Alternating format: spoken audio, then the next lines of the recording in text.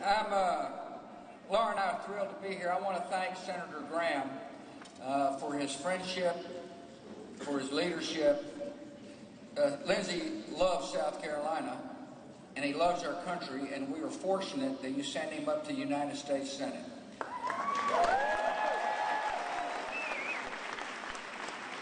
I want to thank the Sing and Ag Commissioner. That guy's got a heck of a voice. If they ever have a contest about who can sing the best amongst the ag commissioners across America, you win. Mark Sanford's here. I appreciate Mark coming. Thank you very much for being here, Mark. There's a lot of famous people here. I got to bring up my friend David Wilkins. He's from Greenville. David was our ambassador to Canada, former Speaker of the House, and a dear friend of Laura and mine, and we want to thank you, David, for coming down to being with us. Thank you very much. There are people from the House and the Senate, state government here. Thank you all for coming, and appreciate you helping brother. I want to thank all the grassroots activists who've come. Thank you for taking time out of your day. Thank you for your interest in the political process. Thank you for your hard work for Jeb. Thank you for what you're going to do, which is to vote for him on Saturday here in the great state of South Carolina.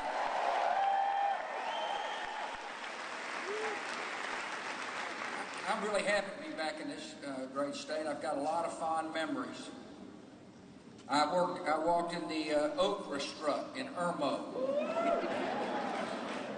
I was pleased they didn't make me dress as an okra stalk. I fondly remember going to the 437th and the 315th Air Wings here in Charleston. Perhaps my most interesting memory came in Greenville before the 2000 primary. David and Susie and I and Laura went to Tommy's Country's Ham House. And we were eating breakfast. As a matter of fact, I was eating some bacon. When I looked out the window, and a PETA protester dressed as a pig pulled up in a dump truck. He unloaded a huge load of manure in the parking lot to try to prevent me from leaving. 8 years in the limelight was plenty. And Laura and I are really happy in what she has described as the afterlife. We're spending a lot of time on our ranch where we've become tree farmers. Gives me a chance to practice my stump speech. I've written 2 books, which has surprised a lot of people, particularly up east, who didn't think I could read, much less write. I've been one to defy expectations. I've been misunderestimated most of my life. And as a real shock to people, I've become an oil painter.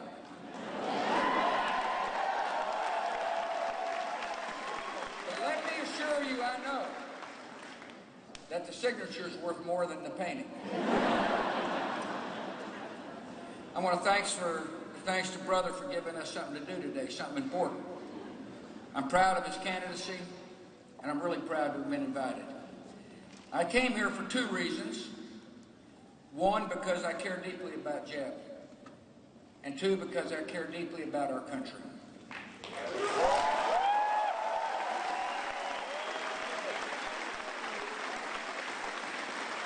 I thought it was appropriate to discuss a subject I know a lot about, what it's like to be president. Being your president was a high privilege and the honor of a lifetime. By the way, if serving as President of the United States makes me a part of the so-called establishment, I proudly carry that label.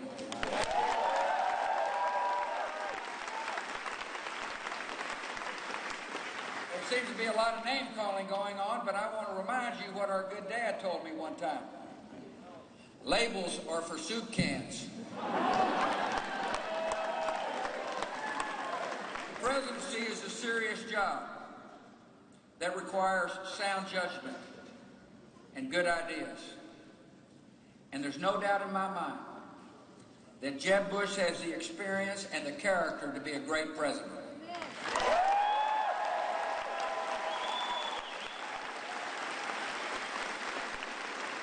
Here are some things I think people ought to look for in the next president. Starters, I think you ought to look to someone who's had executive experience.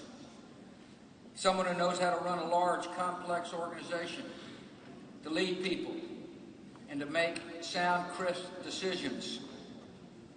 For example, someone who served 2 terms in a large southern state as its governor.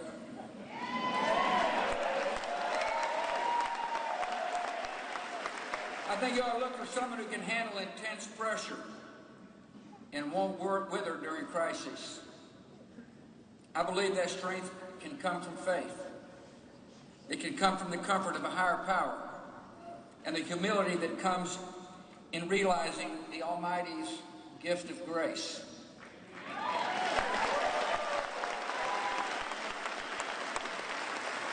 That humility is important for politicians to remember when they talk about their faith. One of my favorite Bible verses for those in the political arena is from the book of Matthew. To paraphrase, how can you say, let me get that speck out of your eye when I've got a log in my own? Jeb's a man of humble, deep, and genuine faith. Faith that reveals itself through good works, not loud words.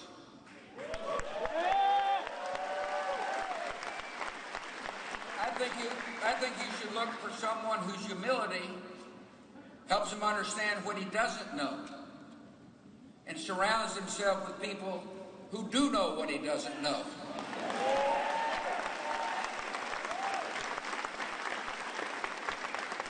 Jeb's plenty smart. Phi Beta Kappa from the great University of Texas.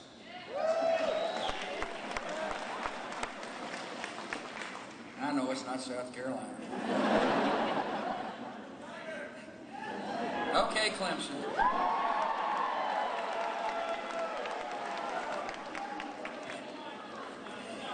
Let me tell you something.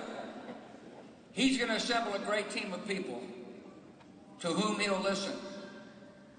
He'll create a culture in which they can deliver not just the good news, but the bad. He'll listen carefully to their advice, and then he's got the backbone necessary to make the tough decisions on behalf of the American people.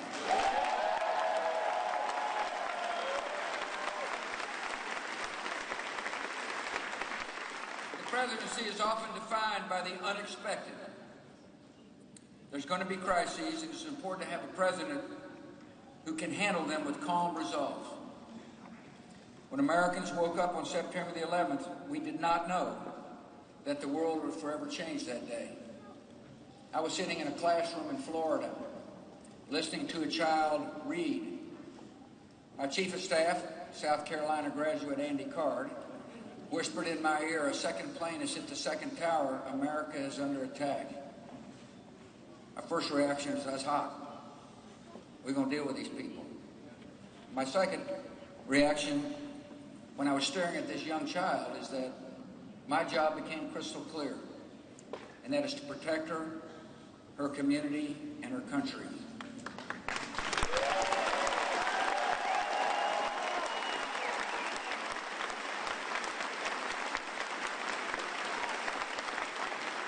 On the way to Air Force One, from that school, Condi called me and said a plane has hit the Pentagon. I felt the first one was an accident, the second was an attack, and the third one was a declaration of war. I became something that no president should ever want to be, a wartime president.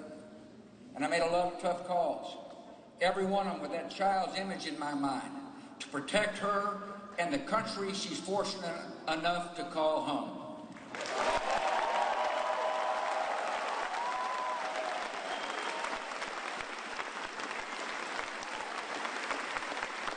I've seen Jeb in action.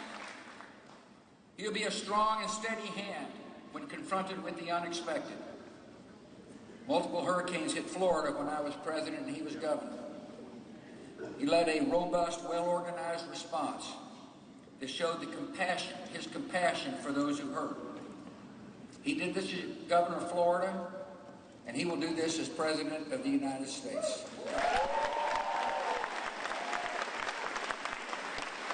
It is vital that you select a candidate who is thoughtful and trustworthy. Someone who says what he means and does what he says. When the American president speaks, the world listens. You can trust Jeb Bush to be measured and thoughtful on the world stage. Our enemies and allies will know that when President Jeb Bush speaks, he will follow through on his words.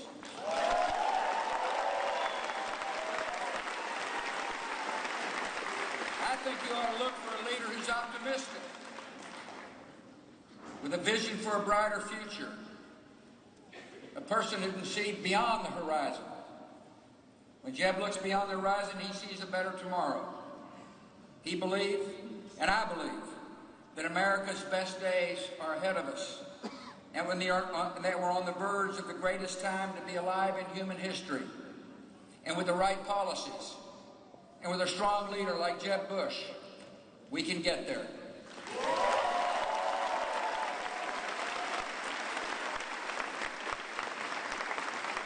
An optimistic future starts with making sure our economy grows so people can find good work. We need a president who will make the private sector, not public sector, a priority. Jeb has laid out an attainable goal, a clear and easy to understand goal, which is what a leader must do, and that is to have 4% economic growth a year. The cornerstone of his policy is to empower entrepreneurs and small business owners, the dreamers and doers who drive the American economy. He laid out a specific plan, a well thought out plan, a measured plan that he will put into action when you send him to the White House. Jeb understands that the most solemn job of the president is to protect us. So your most solemn job as voters is to elect a president who understands the reality of the threats we face and who knows how to deal with them. I've studied Jeb's plan to defeat ISIS. He relies upon the military and our intelligence community. He will take their sound advice, and he will implement that plan. The types of ISIS have been defeated in the past, and they can be defeated in the future, but we need a leader who knows how to do so.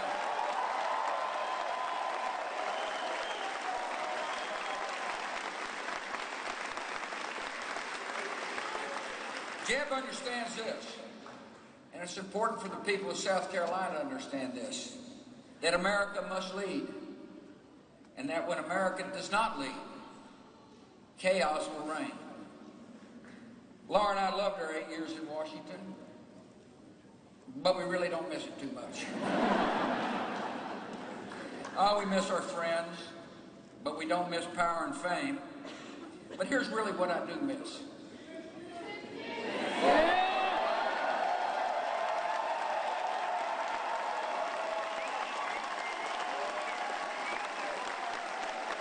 Thank you, but let me tell you what I miss.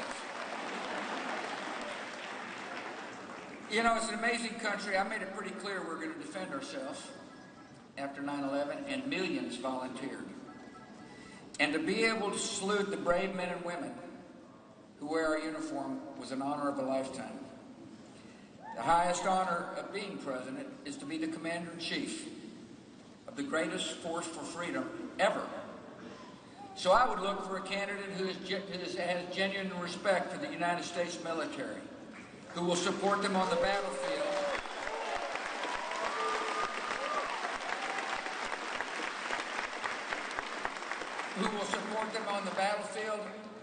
and when they return home.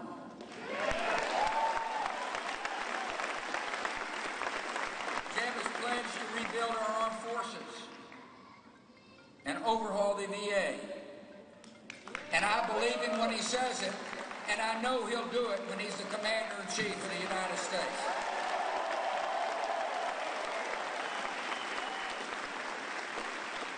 One of the most comforting aspects of the presidency was my family, starting with my loving wife, Laura.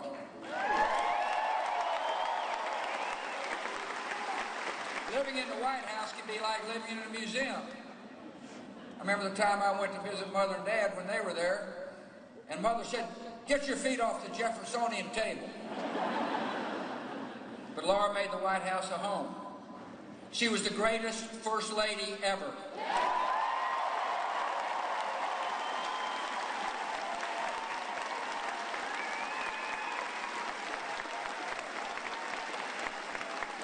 My little sister Dara's here, and she talks to Mom nearly every day, so don't tell her I said that. Jeb adores the love of his life, Columba. I'll never forget when we were both younger, living in Houston, Texas, and we'd go to the Astro games, and we'd sit out in the bleachers. I'd watch the game, and Jeb would write love letters to his future wife and our next First Lady, Columba Bush. They've raised wonderful children. Texas Land Commissioner George P. Noel and Jeb Jr. And like me, like Laura and me, Jeb and Columba are grandparents. He's known as Gampy. I'm known as Hefe. For those of you who are not bilingual, that means the boss. Speaking of family, I think the voters should vote for the candidate who's got the most opinionated mother.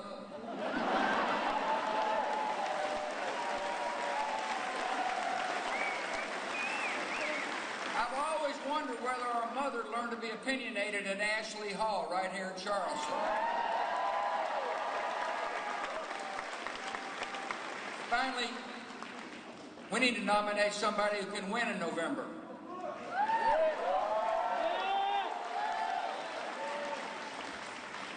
All the sloganeering and all the talk doesn't matter if we don't win. We need someone who can take a positive message across the entire country. Someone who can inspire and appeal to people from all walks of life, not just one party or one class of people. Jeb will listen to the voices of the disenfranchised. He will rise above the petty name-calling. And once elected, he will not need a poll or a focus group to tell him how to think or what to do. He will stand on principle. He will not waver in the wind. And he'll always do what's right for American people.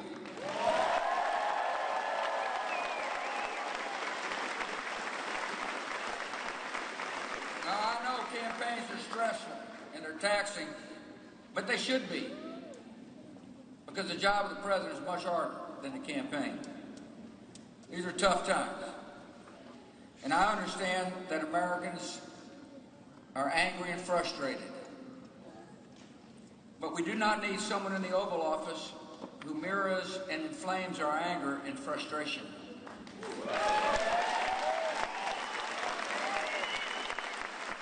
We need someone who can fix the problems that cause our anger and frustration, and that's Jeb Bush.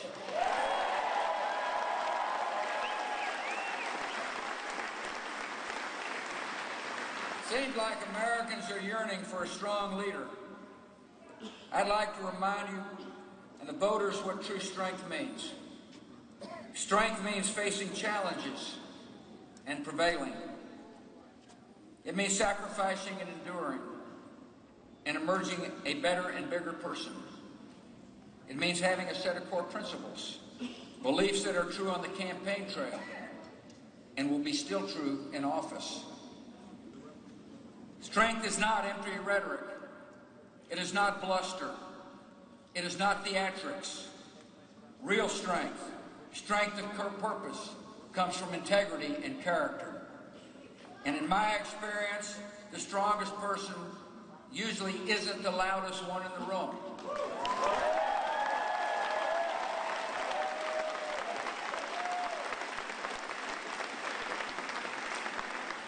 I've seen in my brother a quiet conviction and a core of conscience that cannot be shaken. And my hope is that the people of South Carolina will see this as well. This is a serious election for a serious job. So please welcome a serious and thoughtful